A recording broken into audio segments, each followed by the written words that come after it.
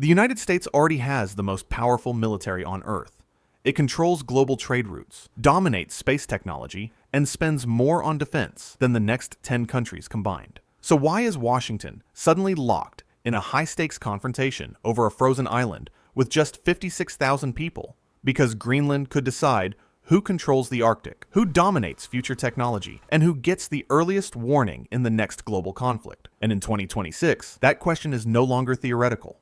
To understand why Greenland matters, we need to start with the basics. Greenland is the world's largest island, positioned between North America and Europe in the North Atlantic. It spans more than 2 million square kilometers, larger than Mexico, yet nearly 80% of it is locked beneath ice. Its population is small, mostly Inuit, and politically, Greenland is an autonomous territory within the Kingdom of Denmark. Greenland governs its internal affairs, while Denmark controls defense and foreign policy. On paper, it looks remote. On a map, it looks empty.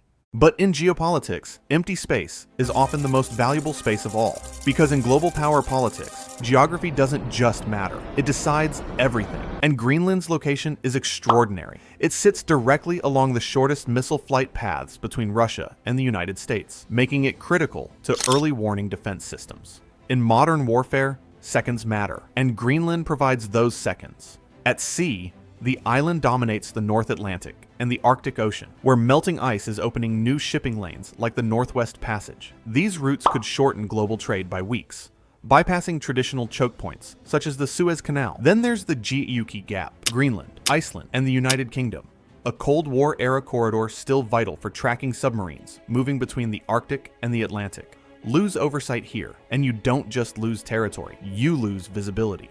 This is where America's long-standing presence comes in. The United States operates Pituffik Space Base, formerly Thule Air Base, in northern Greenland. Built during the Cold War, the base now plays a central role in missile defense, space surveillance, and NORAD's early warning system. As hypersonic missiles and space-based weapons become the new norm, Greenland functions as America's northern radar shield. Defense officials have put it bluntly: if the United States ever loses strategic access to Greenland, it loses critical warning time against potential attacks. And in today's security environment, that is not a risk Washington is willing to take. And Washington isn't alone in recognizing Greenland's value. China has declared itself a near-Arctic state, despite being thousands of kilometers from the Arctic Circle. It has pursued mining partnerships, infrastructure investments, research stations, and satellite projects across the region, including Greenland. Officially, it's about science and development. Strategically, it's about access and influence. Russia has been far more direct. It has reopened Cold War-era military bases, deployed advanced missile systems, and expanded the world's largest fleet of nuclear-powered icebreakers, turning the Arctic into a heavily militarized zone. Together, these moves transform Greenland from a remote Danish territory into a frontline of great power competition. In response, NATO allies, including the United Kingdom, France, and Germany, have conducted joint military exercises in and around Greenland, signaling unity and deterrence. At the same time, President Trump has warned that all options remain on the table. The message is unmistakable. The Arctic, once peripheral, is now central. But military strategy is only half the story. As the ice retreats, Greenland is revealing something even more consequential: resources. Beneath the ice lie vast reserves of rare earth elements, essential for smartphones, electric vehicles, wind turbines, AI systems, and advanced weapons. Today, China controls nearly 90% of the global rare earth supply. Greenland has the potential to change that balance entirely, and it doesn't stop there. The island also holds deposits of uranium, lithium, oil, and natural gas, materials critical not just to national security, but to the global clean energy transition. In short, the future of green technology and strategic independence may depend on what lies beneath Greenland's ice.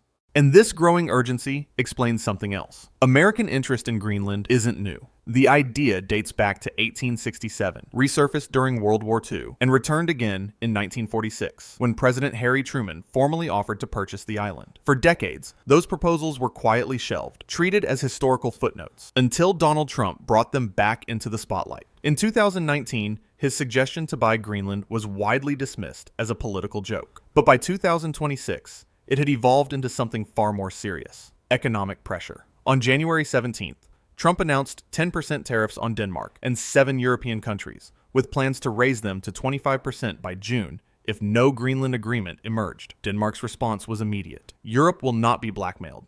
In Nuuk, protesters filled the streets chanting, "Not for sale." In Brussels, the European Union prepared $108 billion in retaliatory tariffs. What once sounded absurd now looked unmistakably real. A geopolitical standoff, centered not on ideology or borders, but on a frozen island whose value the world could no longer ignore. But in that struggle between capitals and superpowers, the most important voice often disappears.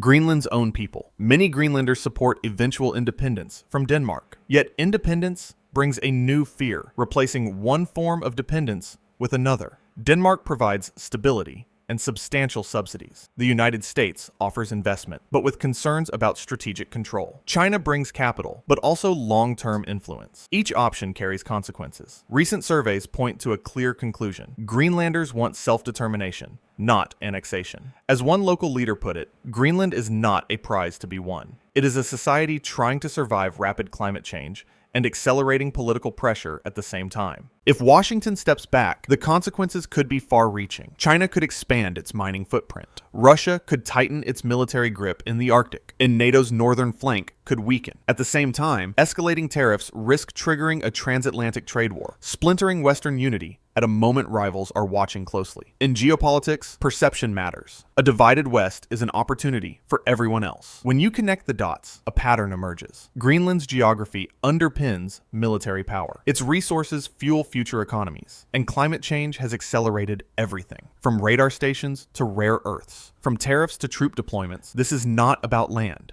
It's about leverage. Greenland may be frozen, but the competition around it is heating up fast. So, what should Greenland do? Stay independent, deepen ties with Denmark, or move closer to the United States? The Arctic's future and global power may depend on that answer.